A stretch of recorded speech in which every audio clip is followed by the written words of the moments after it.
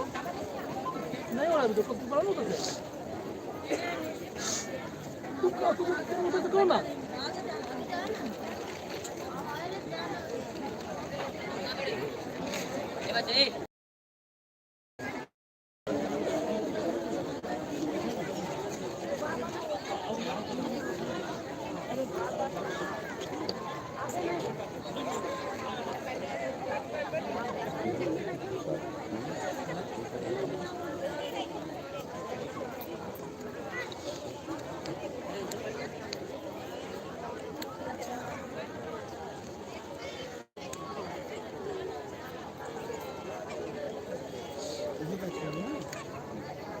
पीछे करके दिक्कत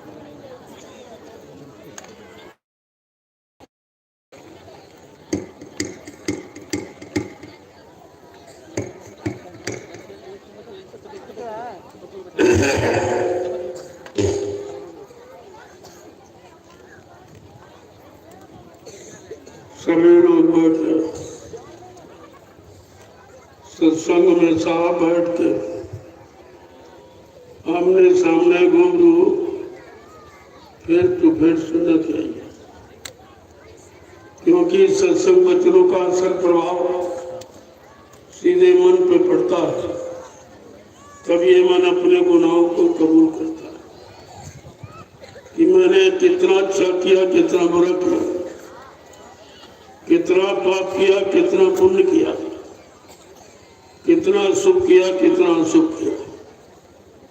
वैसे शैतान मन किसी से मानने वाले नहीं है।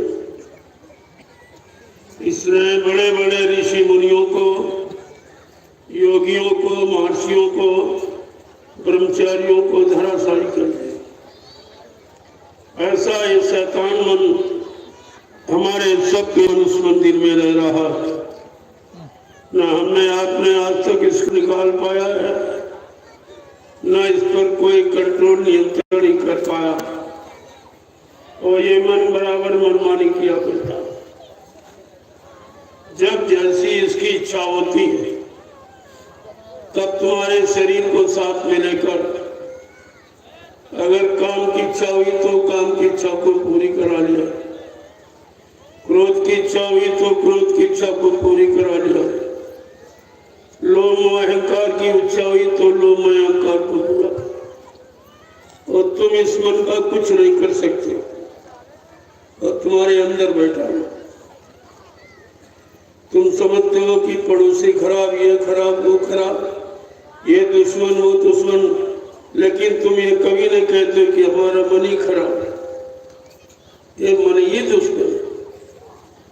केवल संत महापुरुषों ने इसको पकड़ा और किसी ने इसे पकड़ नहीं पाया, न इससे काम ले पाया।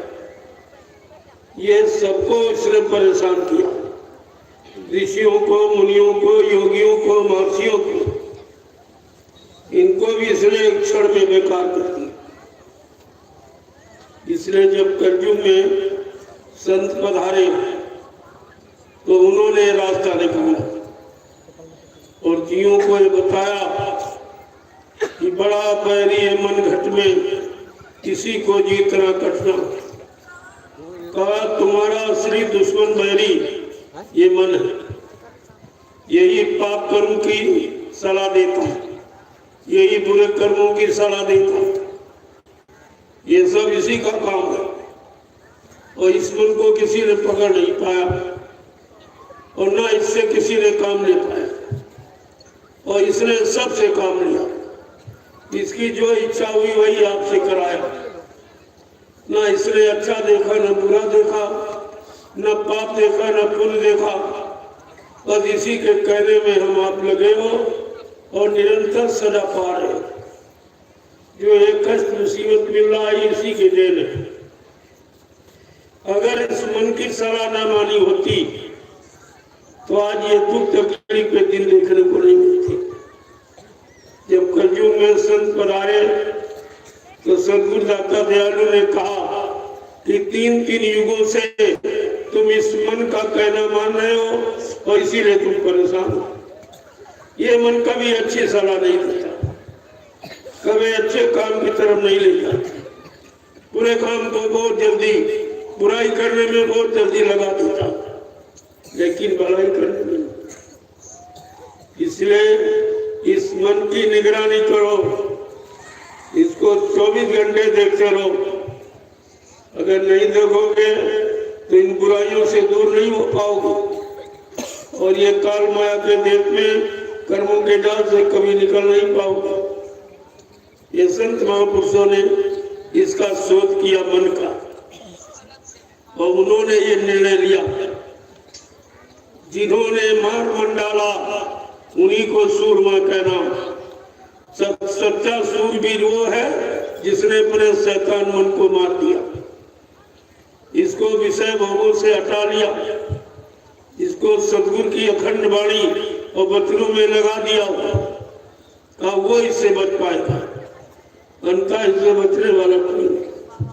जिनको तुम भगवान कहते हो वो भी नहीं बचे, न त्रेता के राम बचे न द्वापर के कृष्ण बचे। इनसे भी वही काम लेता रहा, इनको मारो उनको मारो उनको मारो उनको मारो और मार काट कराई, फिर बाद में सजा दिलाई।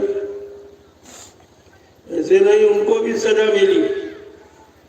जब राम रावण में संग्राम हुआ तो राम ने तो सबको मारा, अपराधी केवल रावण था। वो भी उसका इतना बड़ा अपराध नहीं था कि उसको प्राणदंड दिया गया। एक तरफ कहते हैं ये असली सीता नहीं थी।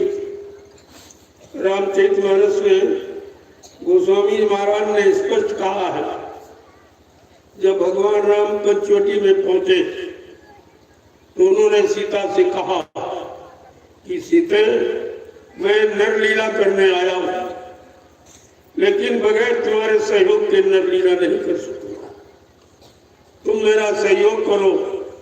सीते ने कहा, भगवान कौन सा सहयोग? कहा, तुम ऐसा करो कि सुनवे प्रिया कि तुम सुनव सुशीला ओ हम कर चुकर ने चाहत नर लीला और जब लग कर अग्नि बिच बासा और तब तक करूं उन सा चरना सा। ऐसी थे तो अपना असली रूप अग्नि में समर्पित कर और नकली रूप बाहर में ले आओ।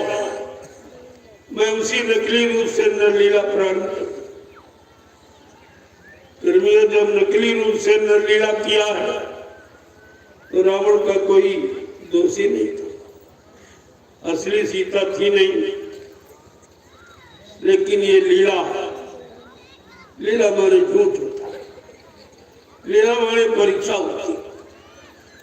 तो ये जो नरलीला की वो तो जान बच गई और जब इतने जीवों को मार डाला तो वो भी प्रायश्चित किया बैठ के। केवल रावण मेरा अपराधी था, हमने तो बहुतों को निर्दोष जो बिना बेगुनाह थे उनको भी मार डाला, यानी करोड़ों को मारा। तब उनको प्रायश्चित मैंने बड़ा बुरा किया। वो प्रायश्चित का समाधान करने के लिए वो सरजू नदी में डूब के मर। ये भी अकाल मौत की। जब तुम्हारा भगवान ही अकाल मौत में गया तो तुम सबको अकाल मौत से कैसे बचाएगा? तुम जिसकी पूजा करते हो वो अकाल मौत में गए और तुमको भी वही पहुंचा देगा।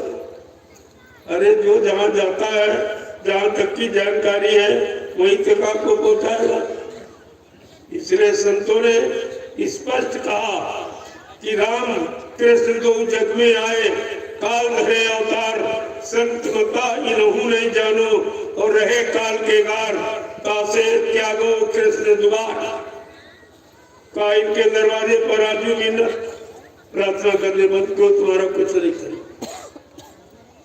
ये तुम्हारी जीवात्मा का कल्याण नहीं करा सकते, क्योंकि इनका किसी का कल्याण नहीं। हाँ, ब्रह्मा जी ब्रह्मलोक का सुखानंद उठा रहे हैं, उनकी जीवात्मा जगह न घर पहुंची।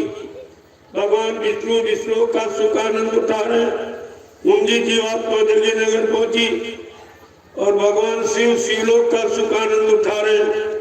उनकी जीवात्मा जगी नगर पहुंची, भगवान राम साकेत लोक का सुख आनंद उठा रहे, उनकी जीवात्मा जगी नगर पहुंची, भगवान कृष्ण गोलोक का सुख आनंद उठा रहे, उनकी जीवात्मा जगी नगर पहुंची, देवी देवता देवलोक का सुख आनंद उठा रहे, लेकिन उनकी जीवात्मा जगी नगर पहुंची। क्यों? जीवात्मा जगाने का अधिकार केवल संत सद्गुरु को, और वो कलयुग में आए, वो भी संत सद्गुरु। कौन ये काम करेगा? जो नाम जहाज लेके आया, वो अपने नाम जहाज पर बैठा कर इन जीवात्माओं सुखों को उनके घर पहुंचा सकता। इसीलिए गुरबाणी ने कहा, बने तो सद्गुरु से बने, बिगड़े तो भरपूर। ऐ जीवात्माओं, जब कभी तुम्हारी बनेगी तो समय के सद्गुरु से बने, समय का, और समय का सद्गुरु एक आता, दो चार आते नहीं।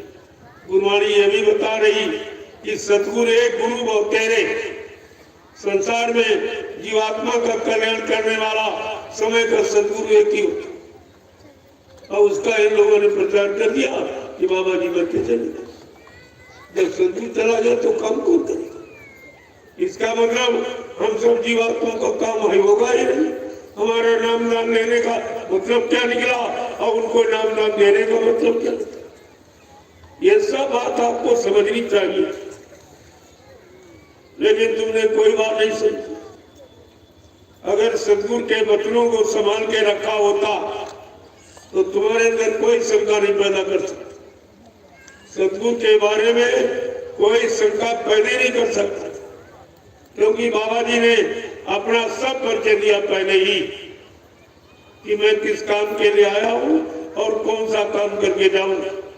बिना काम किए मैं यहाँ से जाने वाला नहीं हूँ, क्योंकि न मुझे कोई मार सकता, न मुझे कोई धोखा दे सकता, न मुझे कोई धुंधल सामान से खरीद सकता। मैं अपना काम करने आया हूँ, काम करके ही जाऊंगा। ये भी कहा कि गांधी महात्मा चूक गए, लेकिन बच्चा मैं चूकने वाला नहीं।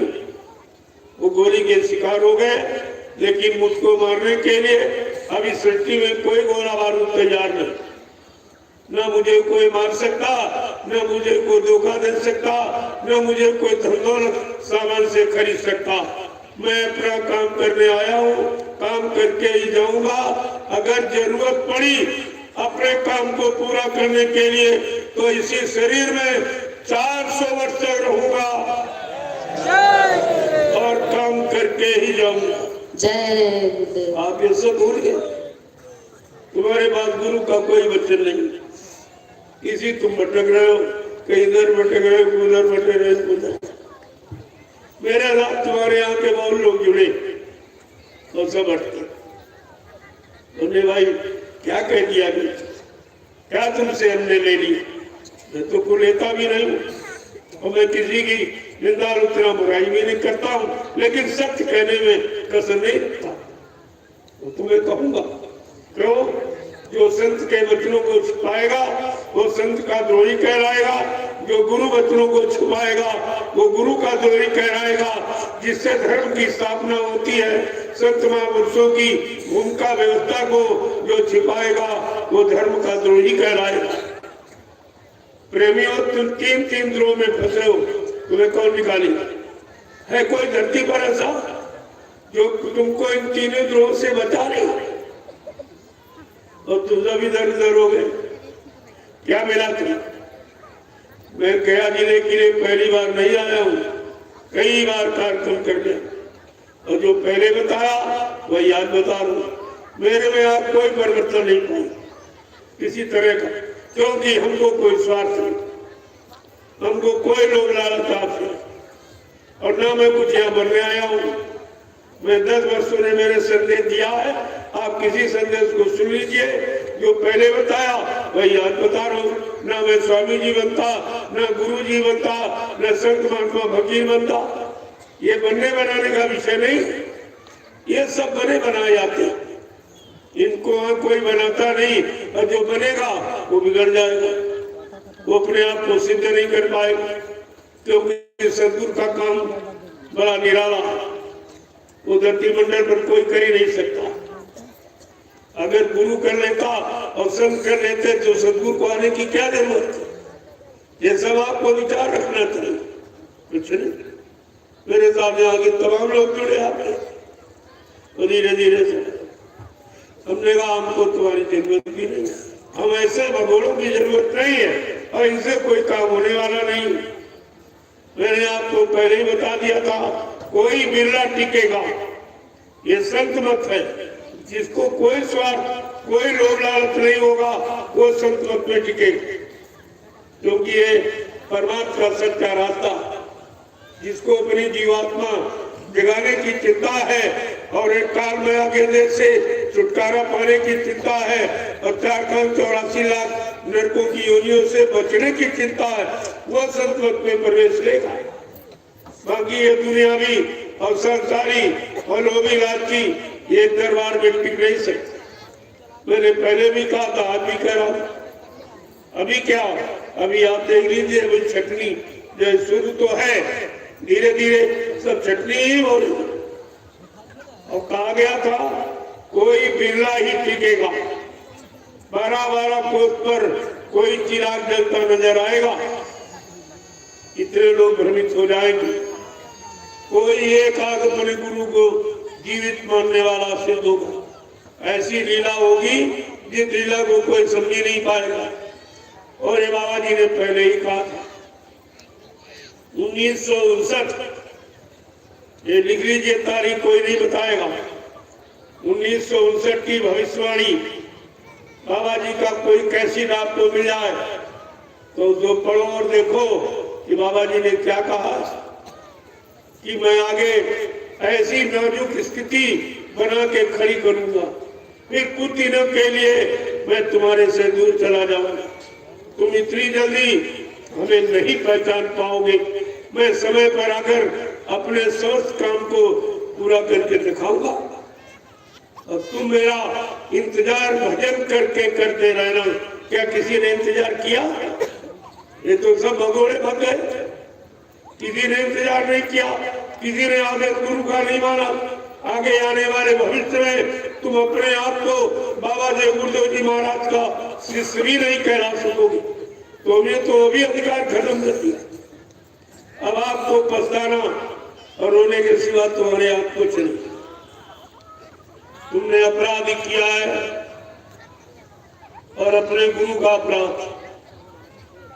जो पतिव्रता स्त्री होती है, अगर उसका पति कहीं परदेश चला जाए और काफी दिन हो जाए, क्या अपने आप को विधवा मानने लगेगी? विधवा मानने लगेगी कि विधवा बन जाएगी कि इसका इंतजार करेगी पति का? और तुमने क्या किया? तुमने गुरु का इंतजार किया? एक मिनट भी नहीं इंतजार किया। इधर भाग गए, उधर भाग गए, उधर, और अब भी भागेंगे तक। इन भगोड़ों को कुछ नहीं मिलेगा, कुछ। न इधर के रहे न उधर के। इन्होंने अपना सारा अस्तित्व खो दिया, अब इनको पछताना पड़ेगा। मैंने तो आपसे कुछ कहा नहीं, ना आपसे कुछ मांगा, न तुम्हारा कोई नुकसान किया। मैं सदगुरु की वाणी का प्रचार करता हूँ, आपको याद दिलाता हूँ।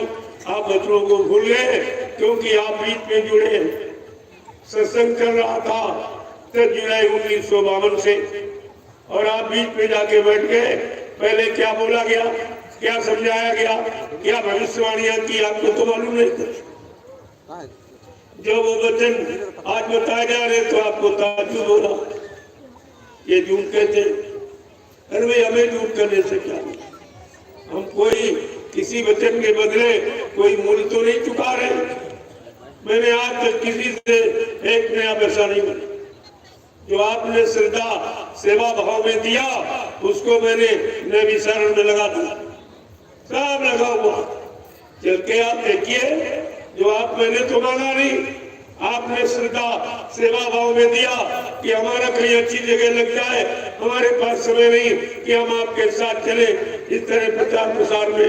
हमने कहा अगर ऐसा तुम्हारा कोई सेवा भाव है तो मैं आपका सही जगह लगा देंगे, तो आप चल के देख लीजिए तुम्हारा सही जगह लगा। और किसी ने आपने दिया होगा या दे रहे हो वो कहीं एक पैसे का कहीं पर नहीं लगा, तो अपने ऐसे आरंभ में खर्च कर तो तुम्हें क्या मिलेगा? अरे जब लगाने वाला सुख कर्म मिलेगा तब तुम्हें लाभ मिलेगा। उसने अगर परमार्थी काम में नहीं लगाया तो परमार्थी लाभ आपको नहीं मिलेगा। तो यही तुम्हारे अंदर भटक, तुमने कितना बड़ा भारी नुकसान किया और अभी आपको समझ में नहीं आ रही। मैं एक बार ये फिर अवसर दे रहा हूँ सबको, पूरे हिंदुस्तान में घूम घूम कर एक बार मैंने सबको फिर अवसर दिया कि फिर से सदगुरु के वचनों को याद करो। तुम्हें उन्होंने क्या क्या बताया और कहा था मेरे वचनों को बच्चा ऐसे संभाल के रखना जैसे लोग हीरे जवाहरात सोना चांदी को गांठ में बांध के रखते। अगर तुमने मेरे सत्संग वचनों को भुला दिया तो मेरी दुआ और दया के भंडार से तुम करोड़ों को पीछे चले जाओगे। आज तुमने वही काम किया। अब तुम्हारी मदद करने वाला है कोई? तुम्हारी संभाल करने वाला? ये कितनी बीमारियां बढ़ रही, कितनी परेशानी बढ़ रही, कितने दुख तकलीफ बढ़ रहे, कितने लड़ाई झगड़े बढ़ रहे और कितनी हिंसाएं और हत्याएं बढ़ रही और कितनी दुर्घटनाएं हो रही, कितने अकाल मौत में जा रहे। आप इसके बारे में कभी सोचते हो कि बाबा जी ने जो जो कहा वही हो रहा? सर रस्सी से कहना शुरू किया और मतलब यानी 2012 तक आपको बहुत सुना, लेकिन जब तुम्हारी समझ में कुछ नहीं आया तब कहा चलो विराम ले लो। ये ऐसे नहीं मानेंगे, ये कुदरत की मार से माने। ये समझाने बुझाने में, जबकि समझाने का बचाने का इतना समय किसी ने दिया नहीं जितना बाबा जगरूप जी महाराज ने। 60 वर्ष 10 जुलाई 1952 से 2012, ये 60 वर्ष आपको समझाने में, जगाने में, चिताने में, बचाने में, ये सब समय आपको दिया। आपने उनकी एक भी बात नहीं मानी और तुम अपने असली बाप को छोड़कर नकली क्या चले गए? क्या मिलेगा? अरे तुम मथुरा गए थे, मैंने लोगों से पूछा कि तुम मथुरा गए थे तो गुरु भक्ति करने गए थे कि चेला भक्ति? पूछा मैंने लोगों से कि तुम मथुरा गए थे गुरु भक्ति करने गए थे कि चेला भक्ति? गुरु के लिए गए थे कि चेलों के लिए गए थे? गुरु तुम्हारा काम करेगा कि चेला तुम्हारा काम करती? इस पर आपको विचार करना चाहिए, लेकिन आपने कोई विचार नहीं किया। बाबा जी ने कितनी बार कहा, सब घट भीतर सराइया सुनी सेजन कोय, वह घट धर्म सराय हो जा घट प्रगट हो। सारे घट में मेरी जीवात्मा है मालिक की, लेकिन वो घट धन्य है जिस घट से मेरा संदेश प्रसारित होता, वो घट मेरा ही है। कहते हैं वो घट खास खुदा का। ये सब आपको बताया गया और कहा मैं किसी मनुष्य पुल पर बैठकर तुमको संदेश दे दूंगा, जानकारी दे दूंगा और तुम्हें जगा दूंगा, तुम्हें होश में ला के खा दूंगा किसी मनुष्य रूपी पुल पर बैठकर। और तुम्हारी समझ में कुछ नहीं आया, यहाँ तो कुछ बना नहीं जाता। मैंने कभी अपने बनने की बात कही? मैं तुम्हारे बनने की बात करता हूँ कि जीवात्मा का कैसे बनेगा काम और पाप कर्मों की माफी कैसे मिलेगी और देश की परेशानी, समाज की परेशानी और परिवारों की परेशानी और इंसानों की परेशानी कैसे जाएगी। मैंने ये आपको सब बताया और आज भी बता रहा। मैंने अपने लिए तो कुछ नहीं कहा आपसे, फिर आपके अंदर ये बात कैसे पता? और छोड़ गए हो, आपने बड़ा नुकसान किया। जो चीज दरबार में मिलेगी तुम कहीं चले जाओ नहीं मिलेगी। मेरे 5 काम हैं जिनको न किसी ने हिंदुस्तान में किया और न कोई कर रहा, न आगे कर सकेगा। पहली है शोभा यात्रा, आज तक किसी ने यहाँ हिंदुस्तान में निकाली नहीं और इतना प्रसाद वितरण किसी ने किया नहीं। प्रसाद तो आपको किसी ने दिया ही नहीं होगा। और मैं तो आज घर घर चल के दरवाजे दरवाजे आवाज लगा के प्रसाद दे रहा हूँ। इसमें क्या हो रहा है तुम्हें मालूम है? ऐसा क्यों किया जाए? तुम्हारा हमदर्द है कोई जिसको तुमने चंदा नोट वोट और सब पैसा और सामान दिया है, वो तुम्हारे दरवाजे कभी प्रसाद देने आया या तुम्हारी मुसीबत आपत्ति को दूर करने की कोई व्यवस्था बनाई उसने? फिर भी होश नहीं आ रहा। मैंने ये निष्कर्ष लिया कि चलो एक बार इन सबको फिर बचा लिया। चलो घर घर पूरे हिंदुस्तान में घूमकर सबके दरवाजे दरवाजे ये प्रसाद प्रेमियों, प्रसाद बनाया जाता, प्रसाद खरीदा नहीं जाता। हिंदुस्तान में कोई ऐसा नहीं जो तुम्हारी आपत मुसीबत के लिए प्रसाद बनाती है। कोई ऐसा? पहले ये विचार करो, प्रसाद कौन बनाता है? जिसने अपने सदगुरु को उनके आदेश हुकुम का पालन करके उनको खुश कर लिया, वो उनकी दुआ दिया, किसी जड़ वस्तु में प्रवेश करके तुम्हारा काम बना सकता, तुम्हें लाभ दिला सकता।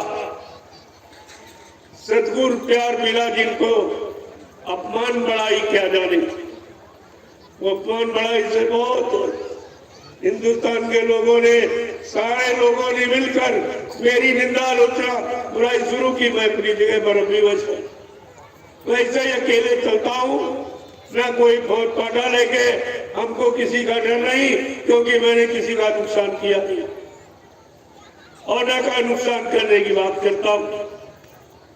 सबको बचाने की और सबके कल्याण और सबके हित की और सबको सुख शांति पाने की कामना इच्छा करता हूँ और वही काम आपके सामने कर, लेकिन फिर भी समझ में नहीं आ रहा। अरे कोई नहीं निकला तुम्हारी मुसीबत को दूर करने के लिए, केवल हिंदुस्तान में मैं अकेला निकला, कोई नहीं।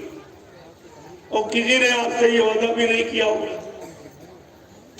लोगों को आपने दान दक्षिणा रुपया पैसा रोटी लोटी लंगोटी सब दी होगी, लेकिन बदले में तुमको किसी ने आज तक कुछ नहीं दिया होगा।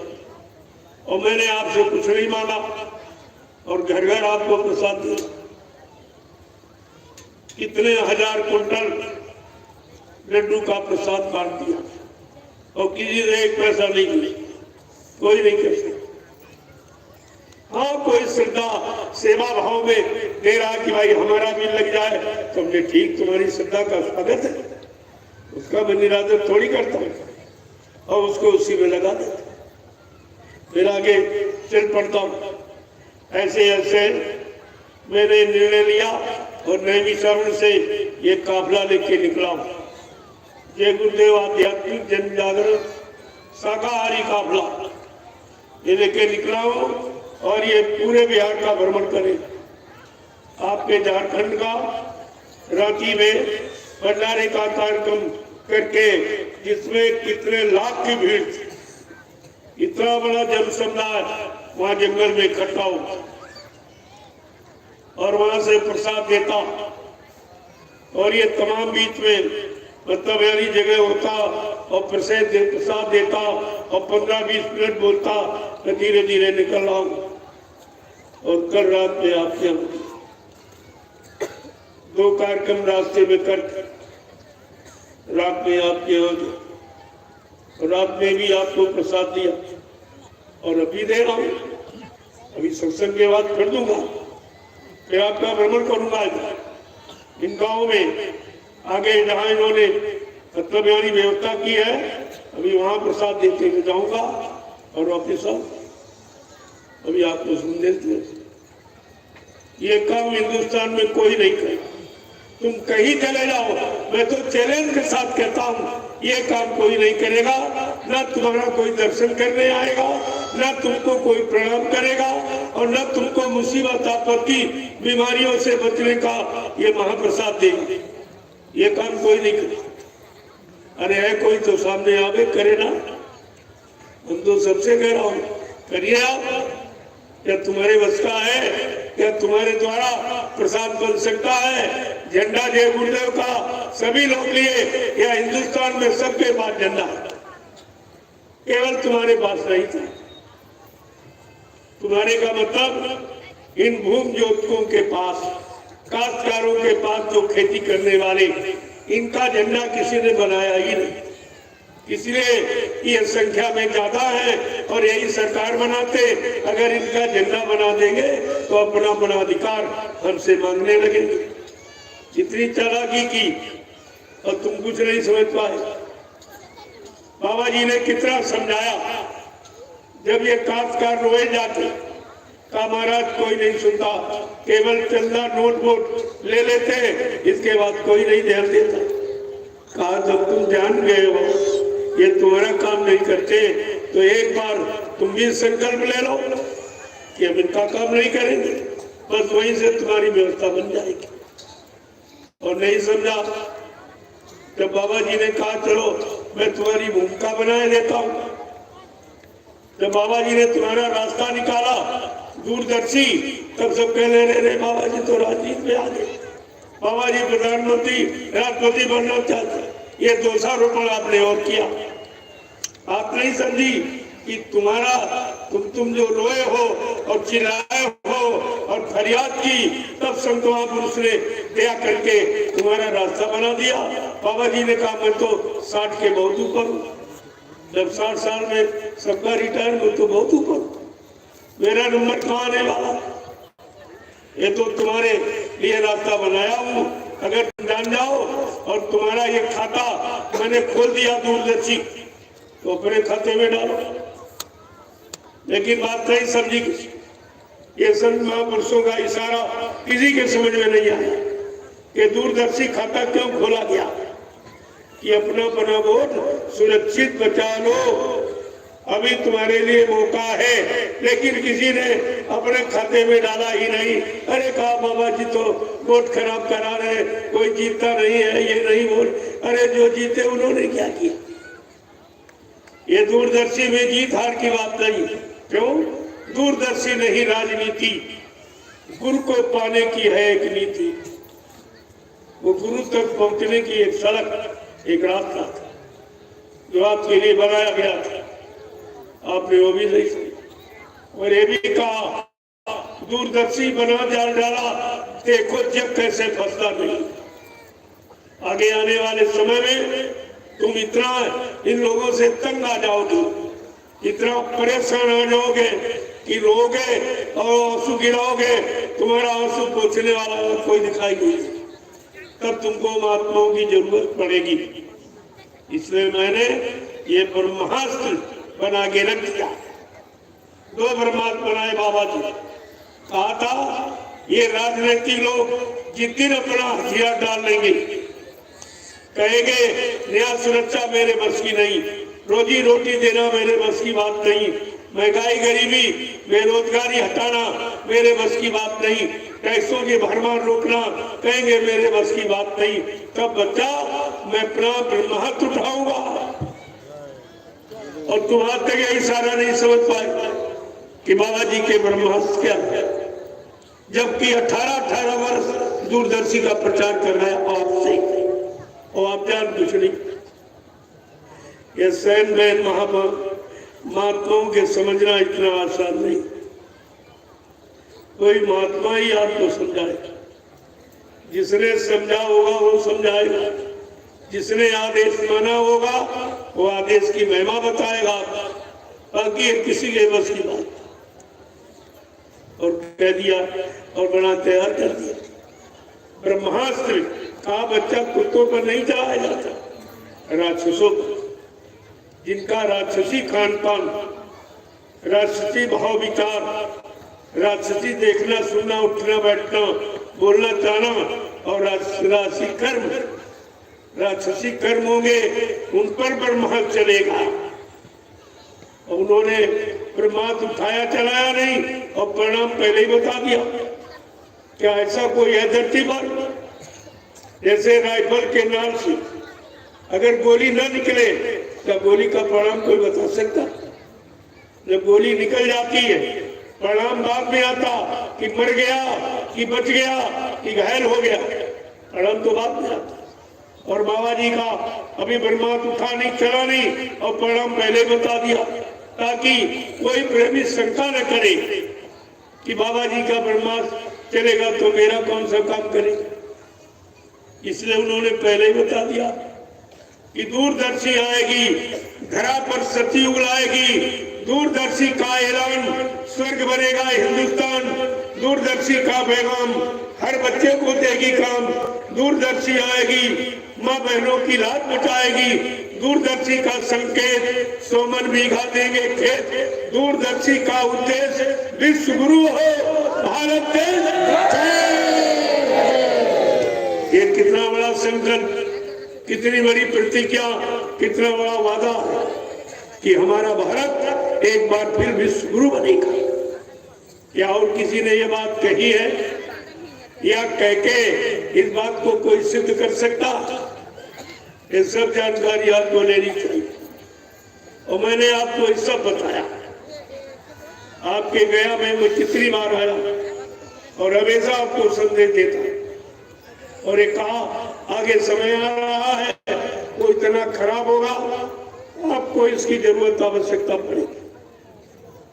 बच्चों को संभाल के रखें, कुछ नहीं। जिनको सुनाया, जो साथ में जुड़े वही इधर उधर भटक, अब ये भटक गए, हमारे शर्म के हमारे पास नहीं आ सकते, अब ये मेरे पास नहीं आ सकते। अब इनको ये मालूम नहीं है कि कहीं कुछ नहीं, ये सब दुकानें लगी हैं और तुम्हें मालूम होना चाहिए दुकानों पर सामान बिना पैसे का नहीं मिलता, वहां पैसा खर्च करोगे तब। और ये है दरबार, यहाँ मुफ्त लुटाया जाता, दरबार में मुफ्त लुटाया जाता और दुकानों में मोल सामान मिलता। दुकान और दरबार की अंतर नहीं समझ पाए और इतने दिन फिर मथुरा जाने का, सत्संग सुनने का, दर्शन करने का, सेवा देने का, सेवा करने का, गुरु से नाम दान लेकर सुमरन ध्यान भजन करने का क्या मतलब निकला? तुम्हारे लिए तो सब झूठ सत्य होगा, क्योंकि आपकी समझ में नहीं आया कुछ। इतना समझाने बताने के बाद भी आप सब भ्रमित हो।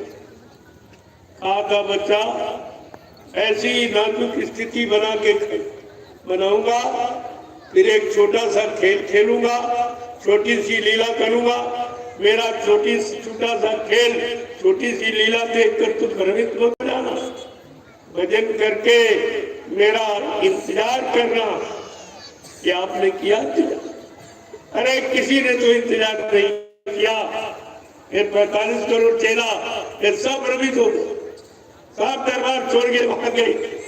और बाबा जी ने जबकि ये कहा अरे कोई राजनीतिक लोग मेरे बारे में कुछ भी कहे तुम कभी विश्वास मत करना।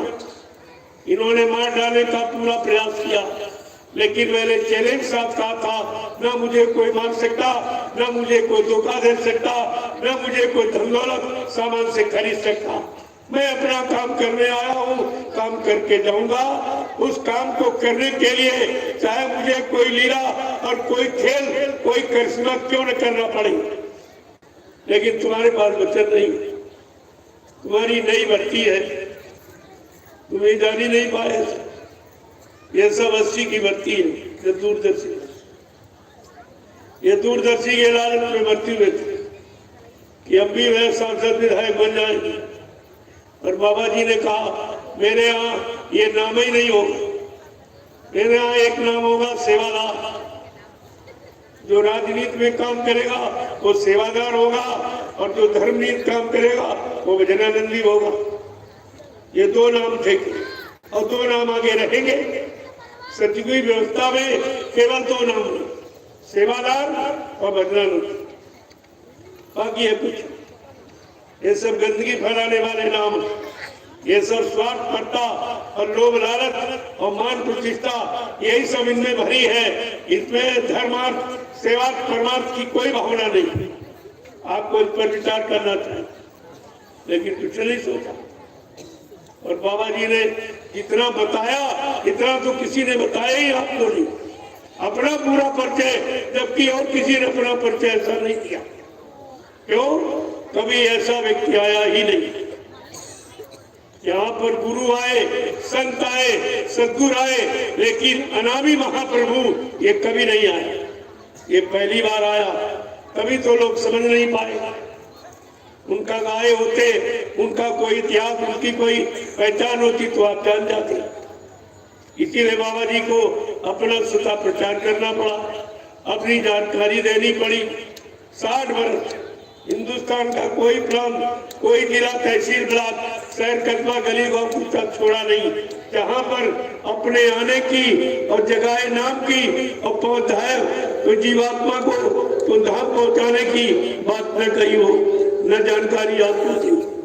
लेकिन तुम्हारे पास तो कोई जानकारी, कोई नहीं, एक भी जानकार नहीं है, और तभी तुम भटक रहे हो इधर उधर। ये कब तक भटकोगे?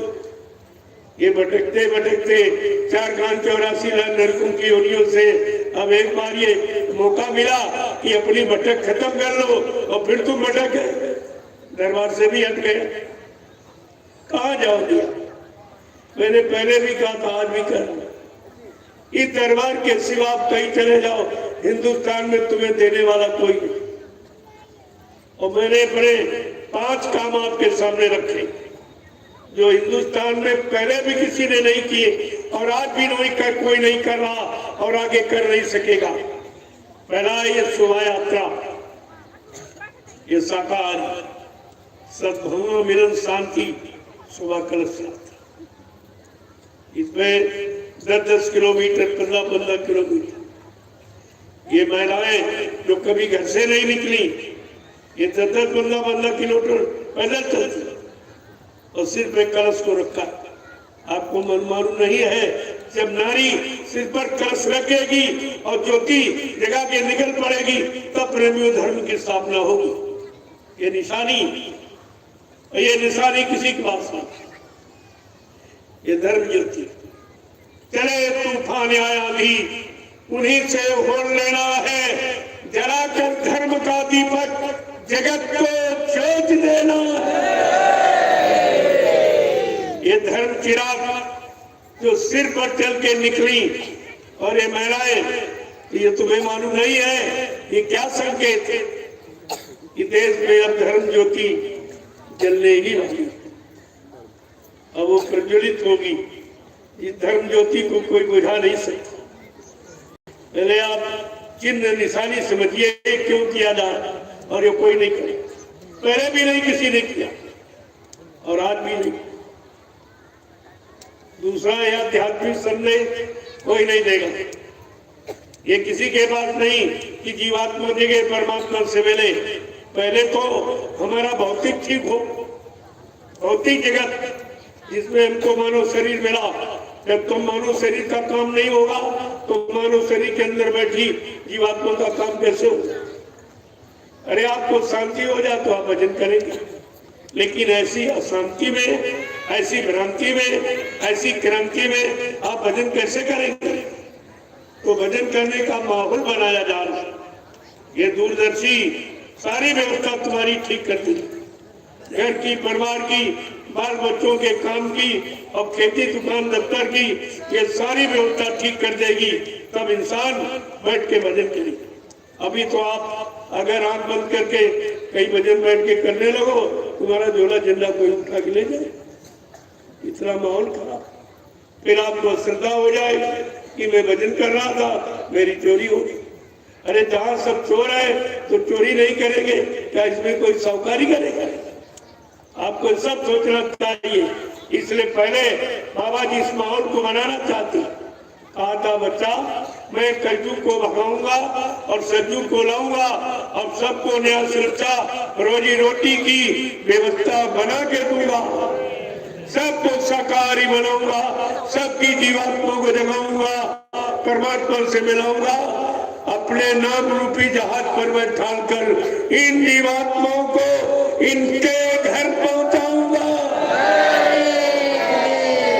क्या ऐसा वादा और किसी का है? या वर्तमान में कोई कर रहा है या करके कोई सिद्ध कर पाएगा?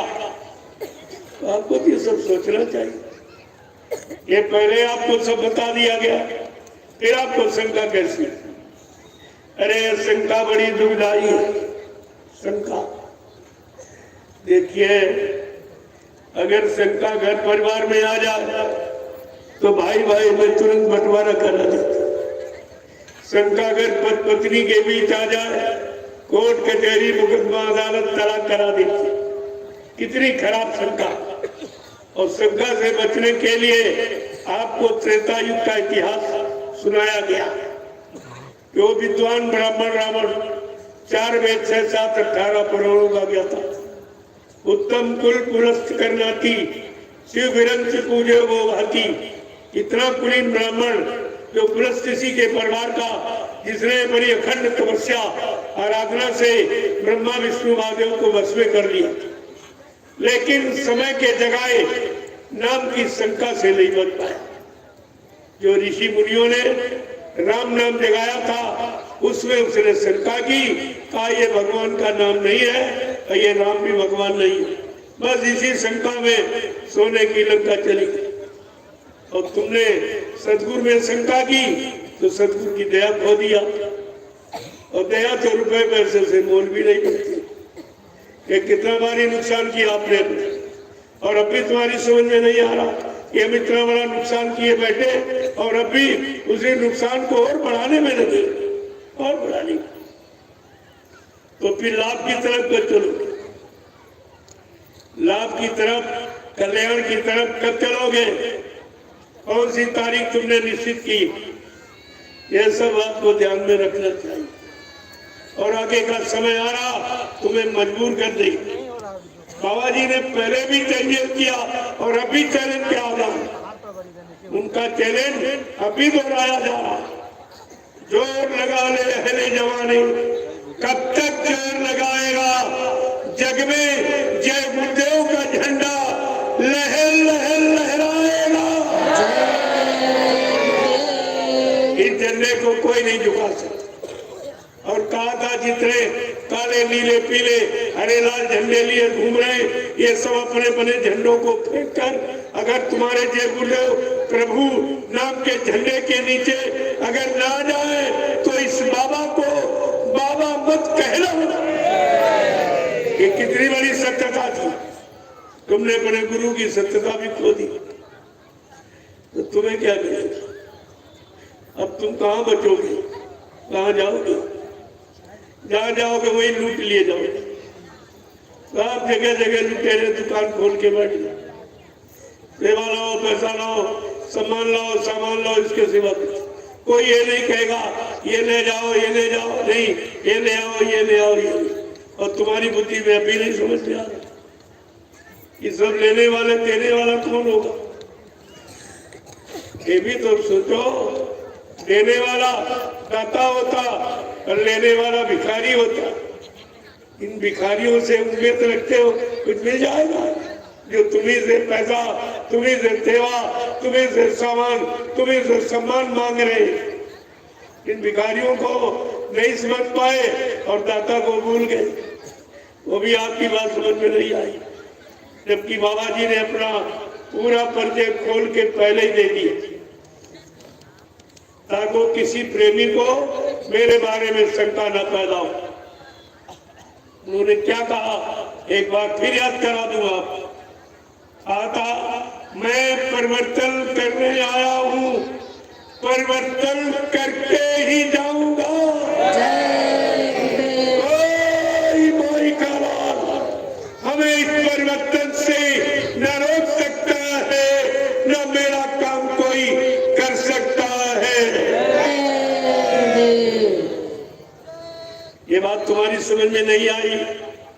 जो दोनों तरफ चैलेंज कर रहा कि मेरा काम कोई रोक भी नहीं सकता, ऐसा कोई पैदा ही नहीं हुआ जो मेरे परिवर्तन के काम को, कलजू भगाना और सज्जू लाना, इस काम को कोई रोक दे, और ये काम मेरा कोई कर भी नहीं सकता। ये दोनों तरफ की जानकारी आपको पक्की, फिर भी तुम्हारी समझ में नहीं आया कि मेरा गुरु कितना महान, कितना बड़ा सर्वशक्तिमान है, जो दोनों तरफ का वादा कर रहा कि सृष्टि में कोई पैदा नहीं हुआ जो मेरे इस काम को रोक सके, और ऐसा कोई पैदा नहीं जो मेरे काम को करके दिखा दे। क्या फिर भी तुम्हारी समझ में नहीं आए? इससे सरल और आपके लिए क्या बताया है? बाबा जी ने एक अनोखी बात और कही कि मैं कलयुग का इतिहास बनाने आया हूं। प्रेमियों, क्या इतिहास कोई इंसान बना सकता? पिछले युग का इतिहास उठाइए, सतयुग का इतिहास क्या राजा हिरण्यकशिप के नाम से बना कि योगियों ने हरि नाम जगाया था, हरि नाम से क्या? त्रेता का इतिहास क्या राजा रावण के नाम से बना या ऋषि मुनियों ने जो राम नाम जगाया था, राम नाम से इतिहास बना? क्या द्वापर का इतिहास राजा कंस के नाम से बना या समय का जगाया कृष्ण नाम से बना? ये इतिहास सब तुम्हारे सामने पड़ा। अरे उसी से अपने वर्तमान की जानकारी ले लेते कि हर युग में नया पुरुष नए नाम को जगाता रहा, लाता रहा, उसी से काम किया, तो कलयुग में भी कोई नाम होना चाहिए जो कलयुग के जीवों को जगाए और इनका काम बनाए। लेकिन आपने न पिछले इतिहास को माना, न इनको पहचाना, इसीलिए तुम्हारा भविष्य अंधकार में खड़ा, अंधकार में खड़ा, कोई निकालने वाला नहीं।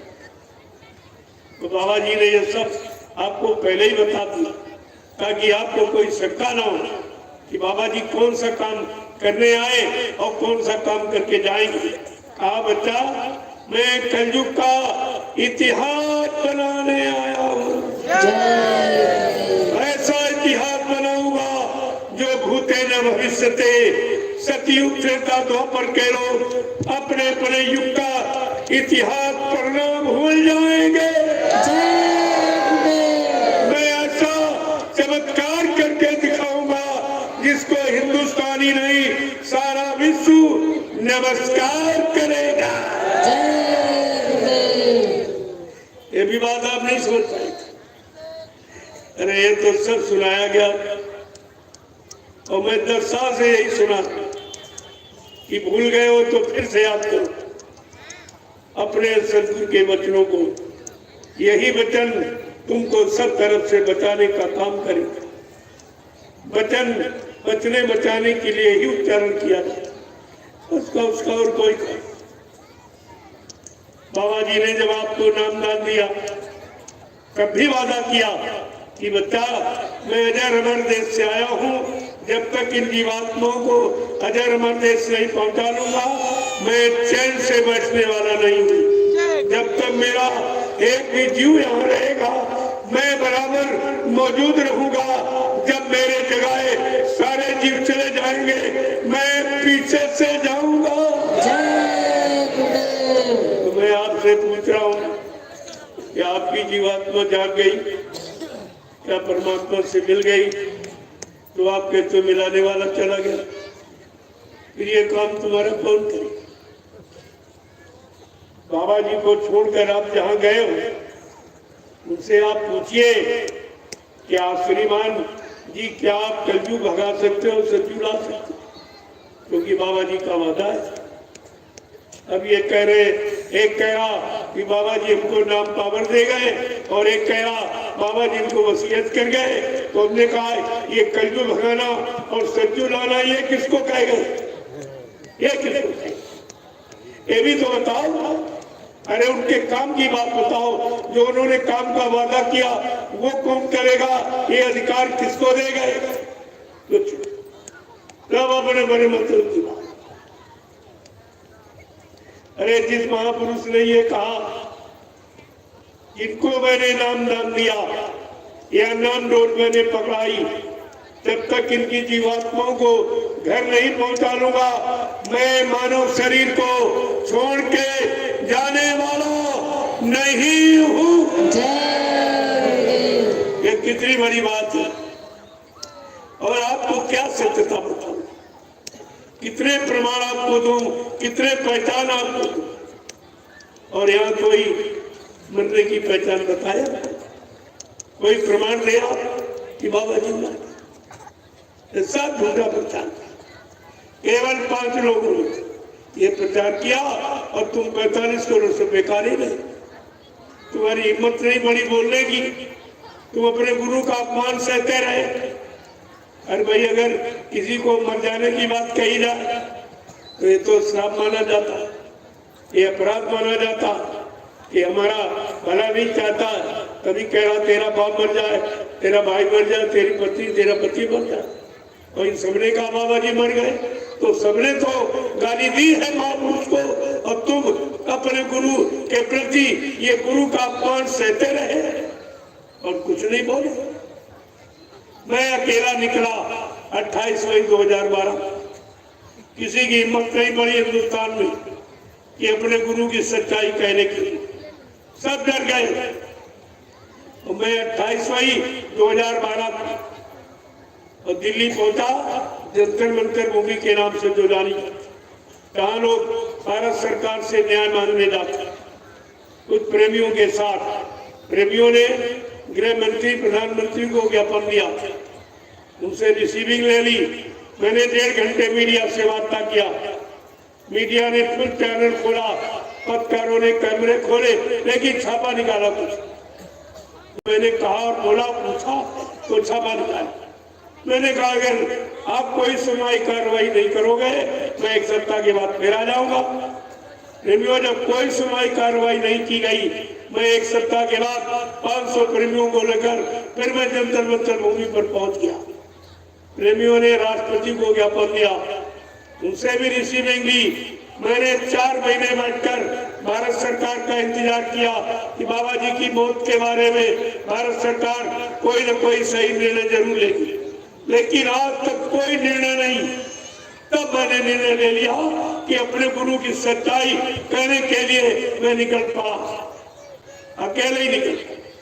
कभी मेरे साथ 10-20 जुड़े वो भी बैठ गए, 50 जुड़े वो भी हट गए, 100 जुड़े वो भी ऐसे लगते गए, हटते गए, लगते गए, हटते। लेकिन मैं बड़ा काम बना, क्योंकि मेरे आंखों देखा था कि किसी की सुनी सुनाई बात मैं नहीं कहता, मैंने सब देखा। और ये हमारे सामने भर्ती हुए आश्रम में कल के ये जितने हैं सब, इनको कुछ नहीं मालूम कि आश्रम में क्या हुआ और क्या किया गया और किसने किसने क्या किया, इसीलिए मेरे सामने कोई नहीं। मैं तो बुलाता हूँ, चाहे मथुरा वाला ड्राइवर हो, चाहे उज्जैन वाला हो।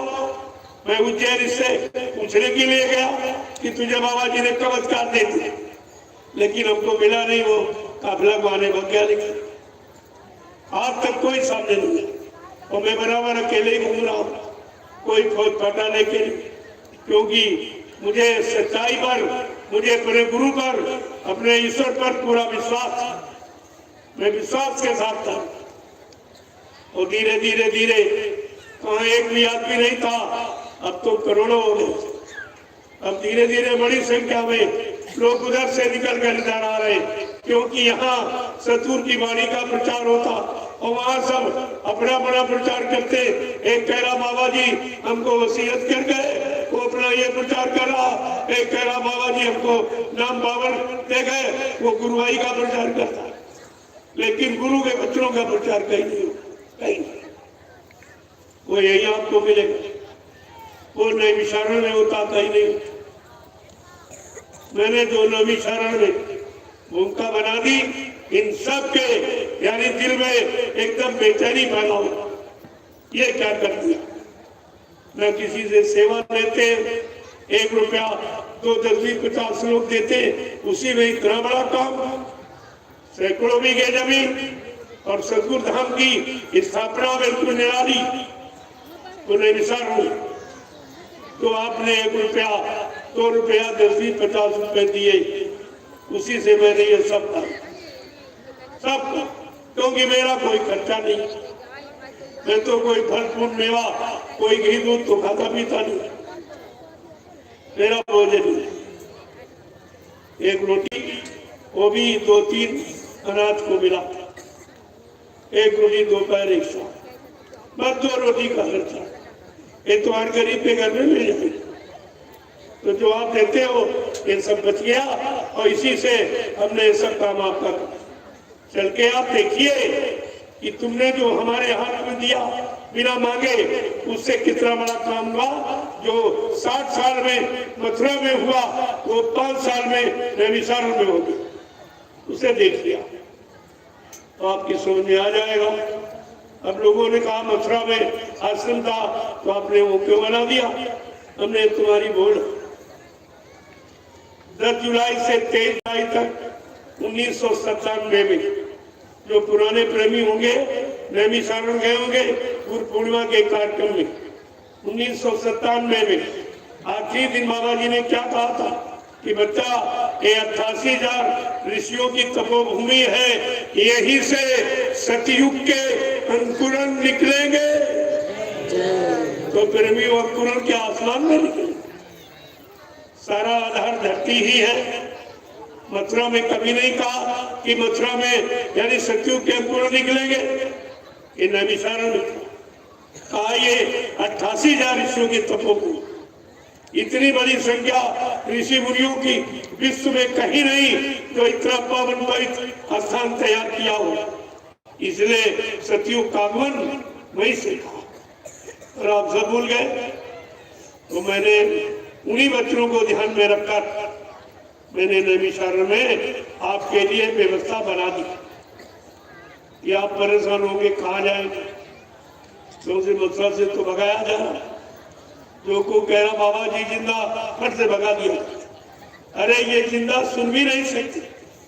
इतना इनको गुरु से नफरत हो गई, गुरु इतना खराब हो गया कि ये गुरु को जिंदा सुन भी नहीं सकते। तो प्रेमियों ये भविष्य में देख क्या सकते, ये क्या दर्शन कर सकते, इतनी नफरत। जबकि यहाँ जिंदा सबको कहा जाता, जो चले गए उनको भी आप जिंदा कहते। कोई पुराना प्रधानमंत्री राष्ट्रपति जब स्वतंत्रता दिवस आती तो सबको जिंदाबाद नारों से भी घोषित किया जाता, और ये अपने गुरु को भूल जाते हैं। इनको ये भी शर्म नहीं आ रही कि किसके लिए कह रहे। ये नहीं ये जान रहे कि अगर गुरु तुम्हारा झूठा हो जाएगा तुम सब चेले क्या सच्चे माने जाओगे। तुम्हें कोई सच्चा नहीं मानेगा और ये कहेंगे तू झूठा तेरा गुरु झूठा। उस समय आप क्या जवाब दें। मैं तो आपके इसलिए आगाह करने आया हूँ कि आगे वो समय आ रहा ये सब पूछा जाएगा, क्योंकि आपने गुरु के वचनों का प्रचार किया पूरे हिंदुस्तान में। गली गली शहर कस्बों में मंत्र लगाकर आपने भाषण दिया है और आपने ये कहा है विश्व को सुख शांति के गुरुदेव नाम से मिलेगी और विश्व को सच्ची सुख शांति बाबा जी से मिलेगी। और आप तुम उन्हीं के लिए कह रहे हो, मर के चले गए तो विश्व को सच्ची सुख शांति कौन देगा। आप क्या जवाब देंगे। मैं आपसे पूछ रहा हूँ आप क्या जवाब देंगे। हमारे पास कोई जवाब है तो फिर अपने बचने का सामान कहां से लाओगे, कौन दे देगा। तो ऐसा जो धरती मंडल पर कोई नहीं है जो आपके बचने का सामान दे दे, आपको मुक्ति दिला दे। क्योंकि मुक्ति के बारे में लिखा है मुक्ति संत चरण की दासी। मुक्ति संतों के चरणों में है। और संत कोई दाढ़ी वाल का नाम नहीं है, कोई लाल पीला सफेद कपड़ा पहनने का नाम नहीं, कोई जमीन जायदाद घेरने वाले का नाम संत नहीं। संत जिसने सबका अंत कर दिया हो, काम का, क्रोध का, लोभ का, मोह का, अहंकार का, राग द्वेष का जिसने अंत कर दिया हो, प्रेमियों उसको संत कहते हैं। ये संत की परिभाषा। और तुम दाढ़ी वाल में फंस गए, किसी ने दाढ़ी बढ़ा ली और सफेद कपड़ा पहन लिया, तुम संत समझ बैठे और उसने नाम के आगे संत को लिखने लगा। अरे ये लिखावट का विषय। क्या कोई कॉलेज यूनिवर्सिटी क्या ऐसी डिग्री देती है गुरु की, संत की, सदगुरु की। इतनी छोटी बात आपकी समझ में नहीं आई। अरे ये सब उधर से बने बनाए जाते इधर काम करने की। क्या कोई नहीं बनाता, और जो बनाएगा वो बिगड़ जाए। कभी संतों ने अपने को कुछ कहा ही नहीं। बाबा जी ने कभी आपसे कहा कि मैं संत हूं, कि मैं सदगुरु हूं, कि मैं भगवान हूं, कि मैं महाराज सरकार हूं? कुछ कहा, मैं तो सेवक। मैं तुम्हारा सेवक हूँ, सेवा करना अच्छी तरीके से जानता हूँ, और वो भी जीवात्मा की सेवा। उन्होंने तो ये कहा, ये तीन ऐसे हैं, संत और सूरज और संता, ये कभी अपना परिचय नहीं देते, ये अपना परिचय नहीं देते। क्या सूरज निकलता है, कभी कहता मैं सूरज हूँ? तुम्हारे धूप लगती तो तुम ही चिल्लाते हो सूरज निकल आया, सूरज निकल। वो कभी नहीं कहती। नदी बहती है, क्या कभी कहती आ जाओ हम हमारा ठंडा पानी ले लो, ले जाओ, मैं ठंडा पानी देती? क्या कभी कहती है? या संत कभी कहते हैं कि हम संत हैं या सदगुरु हैं या गुरु? वो तो कहते मैं तो सेवक। तुमने बड़े गुरु से बात नहीं समझ पाई। जब गुरु कभी कुछ नहीं बना तो और कोई कैसे बन जाएगा? अगर बन जाएगा तो बिगड़ जाएगा। जो बना सो बिगड़ा और बना सो बुताना, ये तो नियम है कुदरत का, और आपको ऐसा सोचना चाहिए। लेकिन तुम्हारी समझ में कुछ नहीं आया। कोई आज बन गया उसके पीछे दौड़ जाओगे, फिर कोई दूसरा बन के खड़ा हो जाएगा, उसके बाद तुम्हारा जीवन इसी भाग दौड़ में निकल जाएगा और तुम लाभ से वंचित रह जाओ। इसलिए प्रेमियों, समय बहुत खराब है। अभी कुछ नहीं, जो आगे खराब आ रहा, जिसकी मैं सूचना लेके आया। जैसे बाबा जी ने पहले भी कहा था, ये जो कोरोना की बीमारी, बाबा जी ने 6 नवंबर 1986 में एक कोरोना नाम की बीमारी का जिक्र किया था। कहा बच्चा, अगर तुम सपरिवार शाकाहारी न हुए तो कुदरत नाराज हो गई है, और नाराजगी में एक ऐसी बीमारी छोड़ देगी जिसका नाम कोरोना होगा। करो ना, क्या क्या न करो तो बीमारी नहीं आएगी। अंडा न खाओ, मुर्गा न खाओ, मछली और बकरे का मुर्गा मांस ये न खाओ, और बुद्धि नाशक नशा, शराब है, गांजा है, ताड़ी है, भांग है, अफीम, ये बुद्धि नाशक नशा प्रयोग न करो। अगर ऐसा नहीं करोगे तो कोरोना आ जाएगा, और ये कर दोगे तो कोरोना नहीं। और मैंने चैलेंज करके दिखा दिया, मैं मिसाल में सब जगह यानी बंद हो गया, और मतलब यानी मंदिर मस्जिद गिरजाघर गुरुद्वारे सब जगह ताले लग गए, लेकिन हमारा सतगुरु धाम कभी नहीं बंद रहा। मैं निरंतर सुबह 6 बजे से और 7:30-8 बजे तक निरंतर संदेश देता रहा, प्योर अध्यात्म का लगातार, लेकिन हमें रोकने के लिए कोई नहीं आया। और मैंने चैलेंज किया कि नैमिषारण्य इस पावन पवित्र भूमि पर एक कोरोना नहीं आ सकता। मेरे यहाँ कोई कोरोना बना नहीं, न मैंने कभी मास्क लगाया, न लगाने का आदेश दिया, बल्कि लोगों से, बहुत लोगों से इस पर तर्क हुआ। हमने कहा देखो असली बात है, मास्क वो लगाए जो मांस खाता हो, ना मांस खाते ना हमारे यहाँ कोई खाता। जो मांस खाए वो मांस लगाए, हमारे यहाँ कोई मांस नहीं खाए, इतने यहाँ मेरे यहाँ कोई मांस नहीं लगाएगा।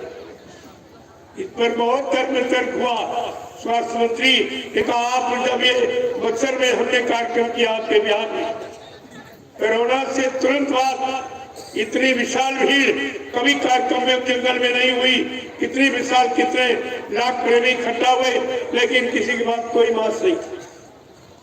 तो ये जिक्र फैल गई हिंदुस्तान में, एकदम सब मतलब व्याकुल उठे। कभी कोरोना था, सारा देश परेशान, और इन्होंने अचानक कोरोना के बाद भी ये तुरंत इतनी बड़ी यानी भीड़ इकट्ठा कर दी जहाँ कोई मास्क नहीं लगाया। स्वास्थ्य मंत्री ने उनसे पूछा कि आपने मास्क नहीं लगाया? हमने न लगाता हूँ, लगाने का आदेश भी नहीं दिया। मतलब क्यों? हमने कहा आप लाभ बता दिया, मैं नुकसान बता दूंगा, आप लाभ बता दीजिए क्या बात। अगर नाक मुंह बंद कर दिया जाए तो कितने दिन आप जिंदा रहोगे? तब स्वच्छ वायु, श्वसन क्रिया तुम्हारी जब खराब होगी और स्वस्थ वायु और ऑक्सीजन नहीं मिलेगी तो तुम्हारे फेफड़े कमजोर हो जाएंगे, तुम्हारा जीवन कम हो जाएगा। एक बीमारी और पैदा करने के लिए ये व्यवस्था की गई, और 4 इंच का कपड़ा और करोड़ों रुपए पैदा हो। ऐसे ही तुम्हारे पर यानी काम कर रहे हैं और तुम्हारे पास बुद्धि नहीं तो कुछ तुम विचार कर सकते।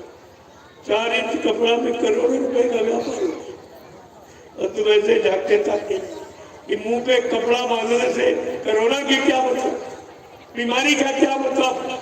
वो मुंह इसलिए पट्टी लगाई गई थी कि मुंह से अंडा नहीं खाना, शराब नहीं पीना, मुर्गा नहीं खाना, बकरा नहीं खाना, मछली नहीं खाना, निंदा आलोचना बुराई ये नहीं करना, बातें अश्लील शब्दों का प्रयोग मत करना, इसलिए तुम बड़ा मुंह मत कर दो। इसके लिए लगाम लगाई गई, जैसे घोड़े की लगाई जाती, ये लगाम तुम्हारे लगाई गई, लेकिन एक भी मतलब नहीं निकला, एक भी समस्या का समाधान नहीं निकला और तुम्हारी बुद्धिहीनता के कारण करोड़ों रुपए का व्यापार हो गया। वो आप ऐसे रह गए, ऐसे कुछ नहीं मिला। इसलिए ये कारण क्या है कि तुमने संत महापुरुषों की बात नहीं मानी। अगर उनकी बात मान लेते बाबा जी की बात तो आज ये तुम्हारे ऊपर कुछ नहीं, कोई बीमारी तुम्हारे पास नहीं आती, कोई झगड़ा कोई झंझट नहीं किसी तरह का। लेकिन आपने तो बात मानी नहीं और मानना तो दूर रहा और कहते बाबा जी मर के चले गए। और ये अचानक से यानी इसका मतलब अब ये काम कभी नहीं होगा। जब इंसान मर जाता है इसके बाद काम कौन करेगा। तुमने तो वो काम किया है कि अब किसी का काम नहीं होगा। बाबा जी ने झूठे थे और झूठा नाम डाल दिया और झूठ बोल के चले गए। तुम्हारा कहना ये अपराध और इस अपराध की आपको सजा मिलेगी, इससे कोई बचने वाला नहीं है। और आज सबने किया और अब भी कर रहे हैं, अभी दूरी बढ़ा रहे हैं, अभी उनकी समझ में नहीं आ रहा ये सब क्या हो रहा कि कोई तुम्हारे बचाने के लिए नहीं निकला। मैं ही क्यों निकला? क्या कोई आपसे केवल हमदर्दी और किसी को हमदर्दी नहीं? कोई तुम्हारे घर चल के प्रसाद देने नहीं आया, इसे ले लो, आगे का समय बहुत खराब, तुम्हारा इससे बचाव हो जाएगा। आज हिंदुस्तान में कोई नहीं निकला, आपको इस पर विचार करना चाहिए। इसलिए महापुरुषों ने संकेत इशारा करके ये कहा कि अगर बात संतों की मानी जो होती, अगर बात संतों की मानी जो होती, तो सिर पे तुम्हारे मुसीबतों न आती, तो सिर पे तुम्हारे मुसीबत न आती। अगर बात गुरु जी की मानी जो होती, अगर बात गुरु जी की मानी जो होती, तो सिर पे ये आफत तुम्हारे न आती, सिर पे आफत तुम्हारे न आती। सभी देशवासी ये भाई है अपने, सभी देशवासी ये भाई है अपने। प्रेमियों दोनों दृष्टिकोण से, चाहे शरीर से समझो क्योंकि ये शरीर परमात्मा का बना है। हम सबको एक परमात्मा मिले, एक ही हमारा पिता है परमात्मा, उस पिता के नाते हम सब भाई भाई हैं। और एक ही जीवात्मा परमात्मा की है और वही सब शरीरों में है, तो जीवात्मा के नाते भी हम भाई भाई हैं। लेकिन महापुरुष क्या दिला दे कि सभी देशवासी ये भाई है अपने, सभी देशवासी ये भाई है अपने। तो फिर पैर की नीति ठानी क्यों तुमने, फिर पैर की नीति ठानी क्यों तुमने। दया प्रेम सेवा तुम्हारे में होती, दया प्रेम सेवा तुम्हारे में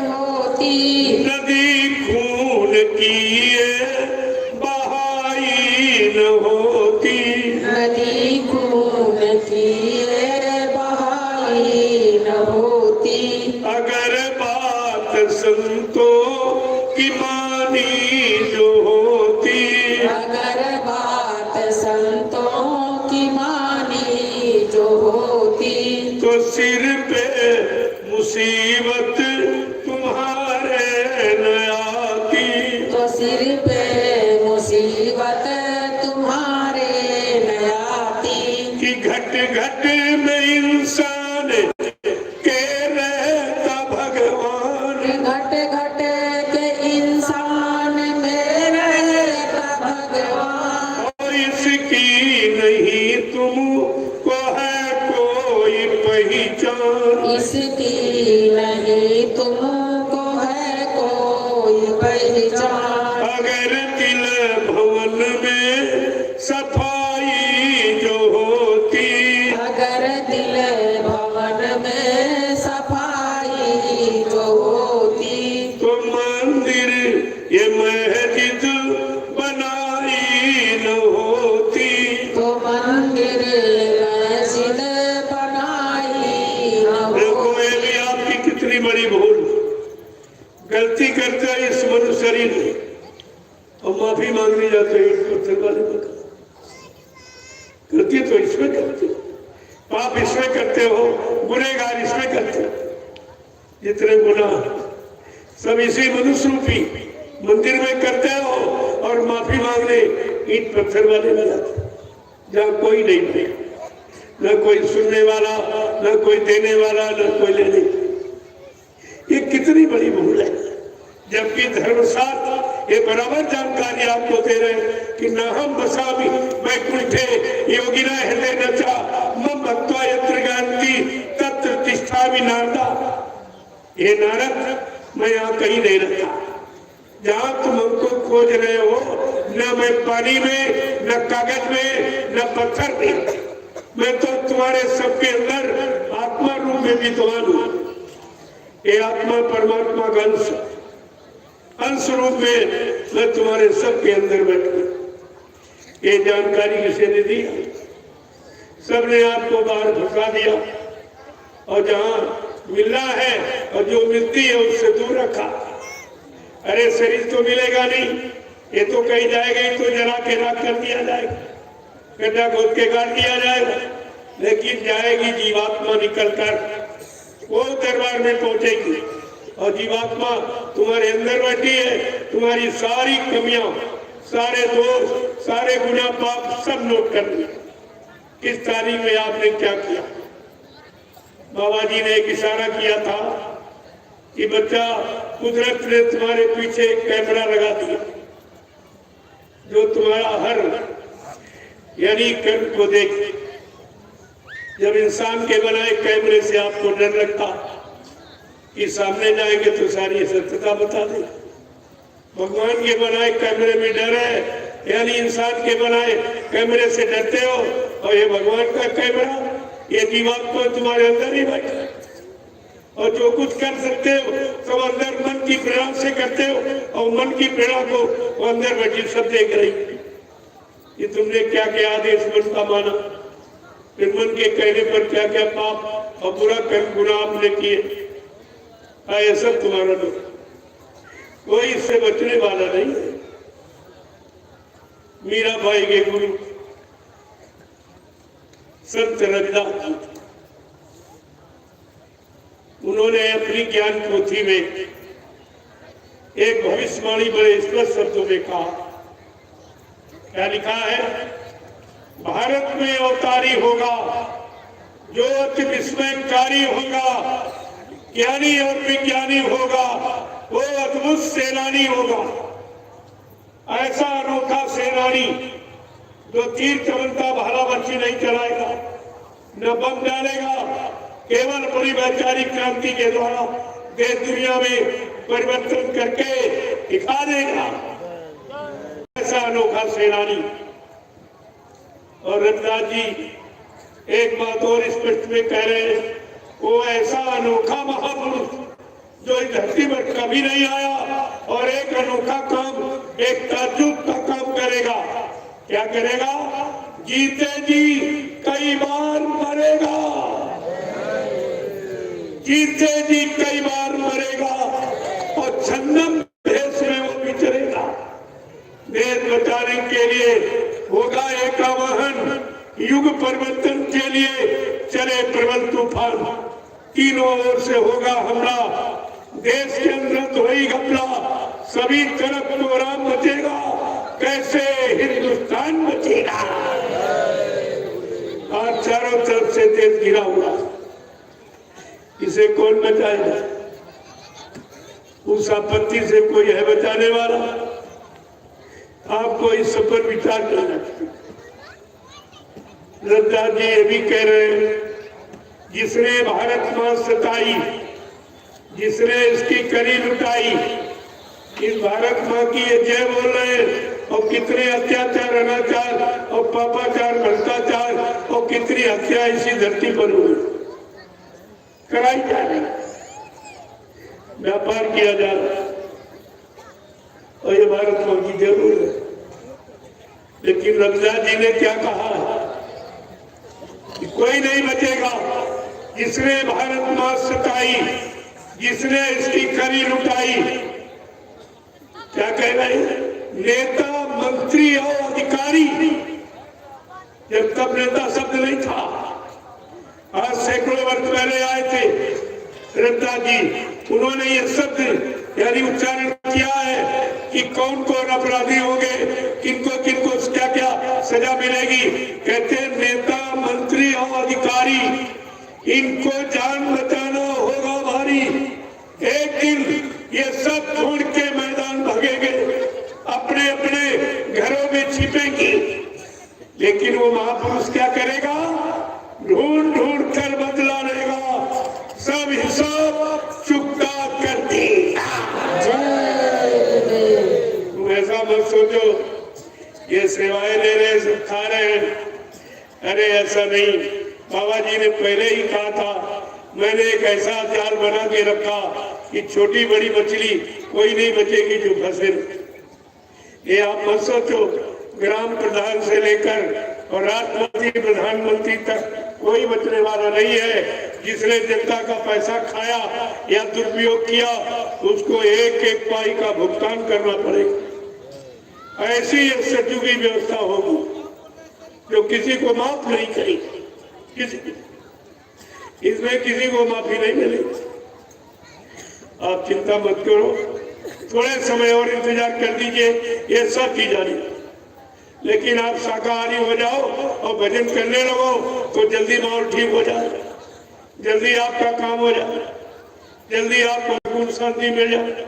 ये तो काम अगर आपको, हमारी प्रार्थना आप स्वीकार करें कि आप सब परिवार शाकाहारी हो जाए और सुबह शाम एक एक घंटा आत्मा के घाट पर बैठकर भगवान का सच्चा भजन आत्मा से करें। भजन आत्मा से होता और पूजा मन शरीर इंद्रियों से होती। दोनों का काम अलग है। पूजा शरीर मन इंद्रियों से होती है और भजन जीवात्मा से होता, परमात्मा से मिलने वाला। इसीलिए तो आपको सुबह बताया गया था, लेकिन आपके पास कोई बातें नहीं आती, तुम सब भूल गए हो। इसीलिए जब पूजा पाठ करोगे उसका लाभ अलग है, ऐसा नहीं उसका लाभ है, लेकिन उसका लाभ क्या? जब पूजा पाठ, तीर्थ व्रत, दान, होम, जब यज्ञ, गंगा स्नान करोगे तो मान मिलेगा, सम्मान मिलेगा, सामान मिलेगा। अगर आत्मा से भजन करोगे तो भगवान मिलेगा। ये भगवान मिलने वाली पूजा और वो सामान मिलने वाली, चाहे दोनों कर लो चाहे कर। महात्मा किसी का विरोध नहीं करते, बल्कि दोनों की जानकारी दी। पूजा का अर्थ क्या है? और आप इतने दिन पूजा करते हुए कोई मिला? सच बोला, जिसकी पूजा की है वो मिला आपको? नहीं। पूजा का मतलब क्या? जिसको बुलाया राखी वो मिला? लाउड स्पीकर लगा के बुलाते। ये मुसलमान कितना अल्लाह का हल्ला मचाते और दिन में 5-5 बार नमाज अदा करते और खुदा एक बार भी नहीं बोले, न एक बार इनको मिला और न बोला। ये फिर भी नहीं उस पर विचार करते कि कौन सी नाराजगी है, खुदा क्यों नहीं बोला, बुलाने पर क्यों नहीं मिलता है, हमारे कौन से गुनाह है, कौन से पाप है जिसके कारण खुदा नाराज हो।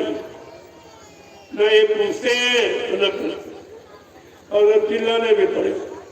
अब धीरे धीरे चिल्लाते चिल्लाते इनकी आदत बनी और उसी आदत को इबादत मान बैठे, उसी चिल्लाने को पूजा मान बैठे।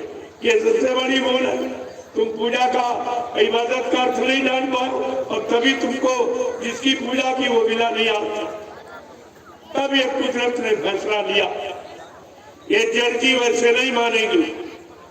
ये जड़ पूजा का मतलब नहीं समझ पा रहे, पढ़े लिखे अनपढ़ सब वही पूजा देते। इनको ये भी नहीं मालूम है अरे जिंदा काम करता है कि मुर्दा काम करता, जिंदा तुम्हारी फरियाद सुनता कि मुर्दा सुनता। इतनी भी जानकारी इनके पास नहीं और सब ये बिगाड़ कर सारा बिगाड़, कोई काम नहीं हुआ। तब कुदरत ने अब की बार फैसला ले लिया। क्या ले लिया? तुम्हारे मंदिर मस्जिद गिरजाघर गुरुद्वारे धर्म स्थलों में ताला लगा दिया। क्या कभी ऐसा काम किसी युग में हुआ? ये कलयुग कर रहा है, कलयुग जा रहा है, ये ऐसे काम कर रहा है। तुम्हारे मंदिर मस्जिद गिरजाघर गुरुद्वारों में ताला लगवा दिया। अब तुम कहाँ इबादत करोगे, कहाँ पूजा करोगे, कहाँ प्रार्थना करोगे? ये सब तुम्हारा बंद हो गया और तुम मुंह से कुछ नहीं किया। और तुमको भी 3 महीने के लिए तुम्हारे घर में जेल बना दी गई और तुम घर में बंद गए और कोई नहीं बोला भाई हमारा कौन सा गुनाह, हमने क्या गलती की, कौन सा पाप, कौन सा तुम्हारा नुकसान किया जो हमको घर में बंद कर रहे हो, घर जेल बना रहे हो, हमारा व्यापार बंद करा रहे हो, हमारी दुकान बंद करा रहे हो, यानी न्यायालय कार्यालय विद्यालय सब बंद करा रहे हो, रेल मोटर यातायात आवागमन सब खत्म करा रहे हो। ये कौन सा गुनाह हो गया? लोग कोई नहीं बोला, किसी के मुंह में जैसे जबान ही नहीं। तुम्हारी पढ़ाई लिखाई और बुद्धिमत्ता किस काम की जो तुम्हारे काम नहीं आई? अपने लिए तुम कुछ कह नहीं पाए, कुछ बोल नहीं पाए, तो ये इससे बड़ी और अज्ञानता क्या हो सकती? ये सब तुम्हारे साथ हुआ। ये तो एक बार ट्रायल करके देखा, देखे भारत की जनता जागी है, कुछ कहेगी कुछ नहीं कहेगी, कुछ पूछेगी, कुछ लोग ऑब्जेक्शन करेंगे इस पर कि भाई क्यों उनको घरों में बंद कर रहे हो, या था ये कोरोना की बीमारी का दुकान बंद करो, व्यापार बंद करो, इससे क्या मतलब? रेल मोटर बंद करो, इससे बीमारी का क्या मतलब? कोई नहीं बोला था। और बड़े बहादुर बनते हैं और बड़े बुद्धिमान और बड़े जानकार बनते हैं, लेकिन जब अपने पर आई तो सब चुप, कोई नहीं बोला। लेकिन मैंने नहीं बोला, मैं अपना कार्यक्रम देवी शरण में बराबर और आश्रम खुला रहा। हजारों प्रेमी वहाँ रहते हैं, उनके भोजन की व्यवस्था। बल्कि अधिकारी कर्मचारियों ने कहा कि महाराज हमारे यहाँ तमाम मरीज आ गए, आप भंडारे से भोजन भिजवा दीजिए। हमने कहा तमाम भंडारे थे नबी सारों में, तमाम धर्मशाला बने हैं, आप उनसे कहिए।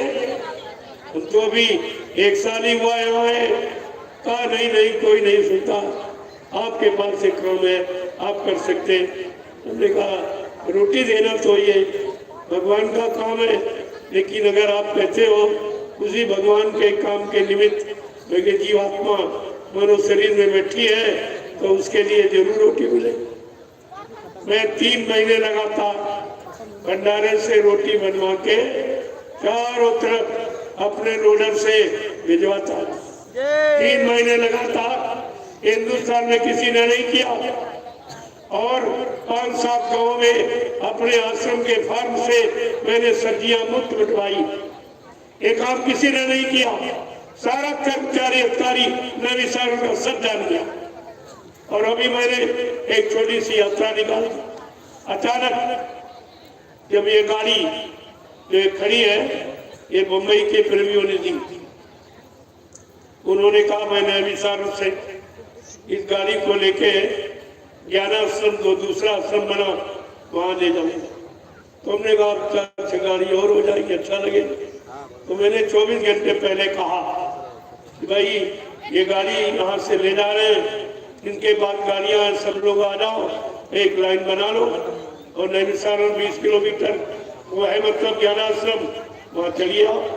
अरे सैकड़ों गाड़ियां, इतना बड़ा काफिला 20 किलोमीटर का नैमिषारण सद्गुरु धाम से लेकर और गुरुदेव आध्यात्मिक ज्ञानाश्रम मिश्रिक रामसारा सीतापुरानी पहुंच गया। एक ही लाइन लग गई 20 किलोमीटर। इतने ट्रैक्टर, सैकड़ों ट्रैक्टर टाली, सैकड़ों गाड़ियां, हजारों मोटरसाइकिल, हजारों साइकिल, ये सब मतलब यानी वहां से आते से पैदल ही चली और भीषण बरसात हो रही थी। इतनी भारी बारिश, ये परीक्षा थी प्रेमियों की कि देखे ऐसी समस्या में कौन शामिल होगा, कौन चलेगा। तो मैंने देखा कोई हटा नहीं, सब भीगते भीगते 20 किलोमीटर आश्रम पर पहुंचे। ये रहस्य देखकर कर्मचारी अधिकारी बेचारे इतने ज्यादा प्रभावित हुए। एडीएम ने कहा, रे भाई आपने कुछ बताया नहीं, हमने बताते तो आप क्या बोलते।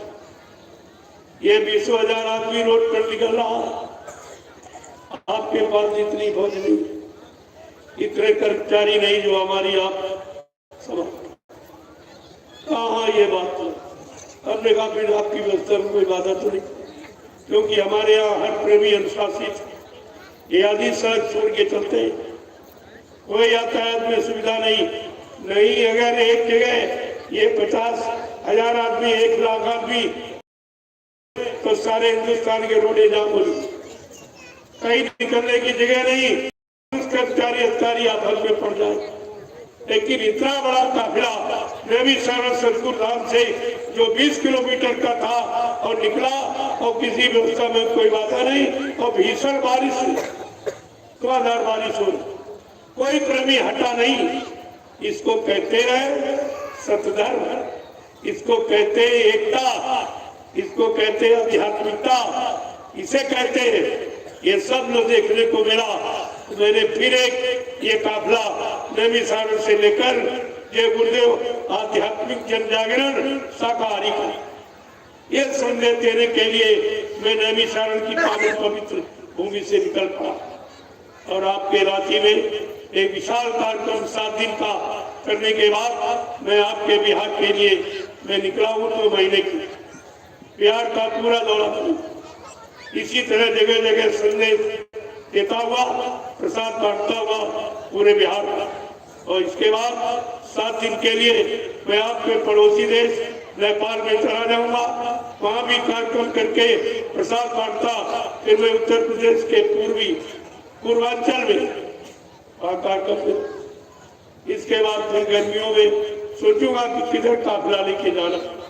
ये जन जागरण बराबर होता रहेगा, ताकि हिंदुस्तान में रहने वाला कोई व्यक्ति ये न कहे कि हमको समय की जानकारी नहीं दी गई, हमारी सुरक्षा की व्यवस्था नहीं की गई, हमारी बीमारी महामारी ये दुख तकलीफें कैसे जाएगी, उसके लिए कोई दवा नहीं बनी।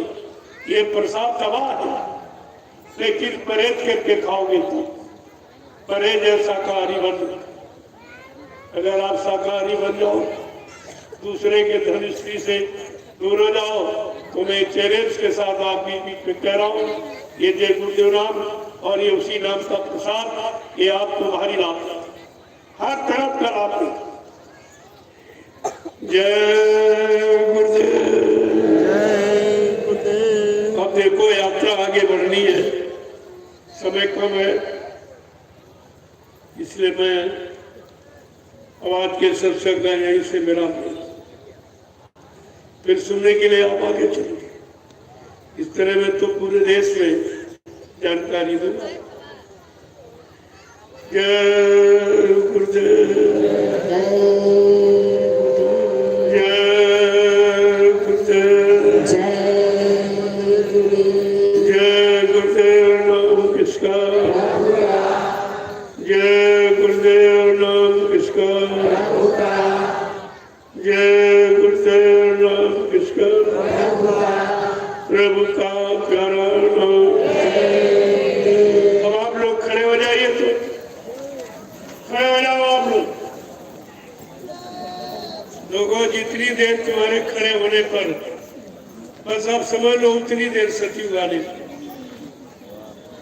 अभी आप खड़े नहीं हो पाए हो तो चलोगे कब, और चलोगे नहीं तो पहुंचोगे। ये इशारे समझिए आप। खड़े तो आप रोजी होते बैठते हो, लेकिन खड़ा कब हुआ जाता किस काम की? अच्छे सच्चे काम के लिए अब आप खड़े हो जाए, और बैठो तो पूजा भजन के लिए बैठो, और झुको वहां जहां कुछ मिले। जहां से सब जा रहा वही झुक रहे हो। ये शरीर की 3 स्थितियां अगर तुम्हारी समझ में आ जाए तो इसी शरीर में जीवात्मा बैठी हो, उसकी भी बात आपको समझ में। पहले आप शरीर को समझो, बाद में जीवात्मा। जय गुरुदेव, जय गुरुदेव,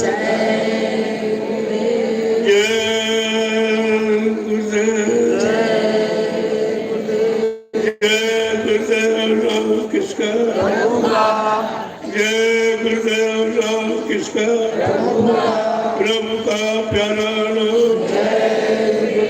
जोर से बोलो, सब मिल बोलो, बोलना होगा भी से बोलो। दर्द हरेंगे, सब कष्ट मिटेंगे, सुख शांति भी देंगे। सबके दाता, सबके मालिक, प्रेम से बोले। ये नाम नहीं इंसान का, ये काम नहीं इंसान का। इस बात को गांठ पे बांधो। अब ये काम इंसानों के बस का नहीं, चाहे राजनीतिक हो चाहे धार्मिक, दोनों व्यवस्था एकदम ध्वस्त हो चुकी। न राज में नीति रही है और न ही धर्म रहा। जब धर्म और नीति दोनों समाप्त हो जाएंगे, उसी समय को खराब समय, उसी समय में अवतार होने की घोषणा होती। तो आपको ये सब जानकारी रखनी चाहिए। अब ये काफिला अपनी यात्रा के साथ आगे बढ़ेगा। प्रसाद देते, जैसी यहाँ के जिम्मेदार प्रेमियों ने व्यवस्था बनाई है उसके अनुसार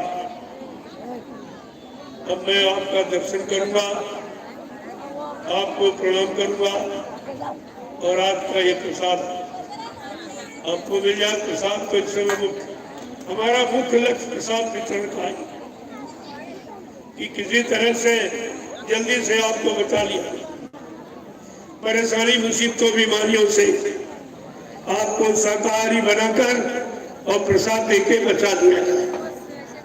ये अभियान ये है, ये अभियान कोई मांगने जाने वाला नहीं, निस्वार्थ। अब आप लाइन से खड़े हो जाओ और जल्दी से आपसे मिल लें ताकि ये आगे के लिए बढ़ा जाए। तो ये जन जागरण, ये तो अचानक मैं आपके आया हूँ। अगर पहले प्रचार 2-4 दिन का कार्यक्रम होता तो इस मैदान में जगह नहीं रहती, एक कम पड़ जाती। इतना प्रेमी आ गया जिले में, लेकिन सबको महंगा भरवा दिया। और कुछ तो साथ में हमारे लगे, बीच में हट गए, पता नहीं उनका क्या नुकसान हो गया। मैंने तो कुछ किसी ने मांगा भी नहीं और किसी का कोई नुकसान किया भी नहीं है, और करने के लिए कोई मैंने रास्ता भी नहीं बताया। अब ये क्या समझ में आया कि वो 28 से दूर चले गए। अब इनका संस्कार है, संस्कार प्रबल होता। जय गुरुदेव। सतयुग कौन लाएंगे, कलयुग को कौन भगाएंगे, जन जन में सुख शांति कौन लाएंगे। ये बात गांव के मान की, और ये कमी नहीं है, सब जगह परेशानी, चारों तरफ परेशानी की। आवाजें आ रही है।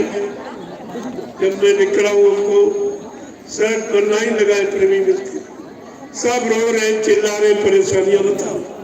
हमने कहा बस हमारी प्रार्थना आप मान लो, आप सब परिवार शाकाहारी हो जाओ और ये प्रसाद दीजिए, ये प्रसाद देता हूँ आपको।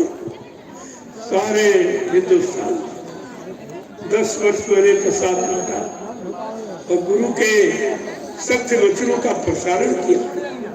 मैंने अपना कोई प्रचार नहीं, न अपने लिए मैंने कभी कुछ कहा है, मैं कहूँगा, क्योंकि मैं अपना प्रचार करने निकला नहीं हूँ। मैं तो जय गुरुदेव जगाए नाम का प्रचारक हूँ, प्रचार करने निकला, जानकारी देने आपको निकला।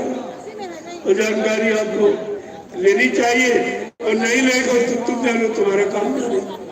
फिर आप ये नहीं कर सकते हो कि हमको किसी ने बताया नहीं और हमारे घर को ही बचाने की।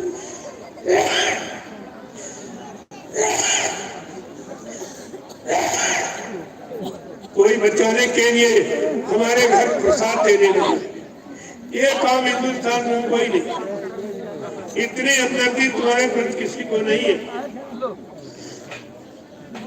तो चल के आपको प्रसाद देने आए। ये काम किसी ने कभी किया नहीं, इससे बड़े और कौन सी हमदर्दी होती। अब आप लाइन लगा लो, मैं राव पुरुषों की एक मर्यादा के अनुसार, और आप मिलो प्रसाद ले।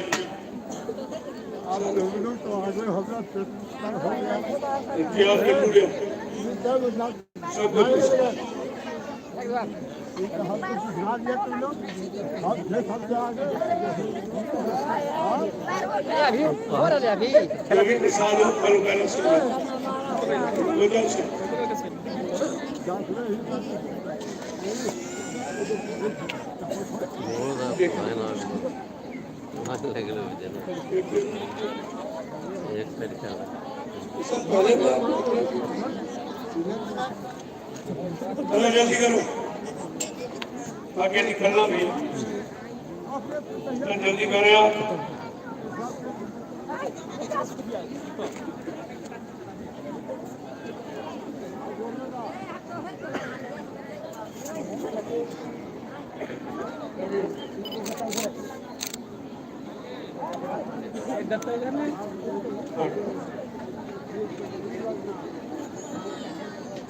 तो आप जल्दी से ले लो, क्यों आगे जाना है अभी। एक शोभा यात्रा लेकर, एक काबला शोभा यात्रा के साथ आगे बढ़ेगा।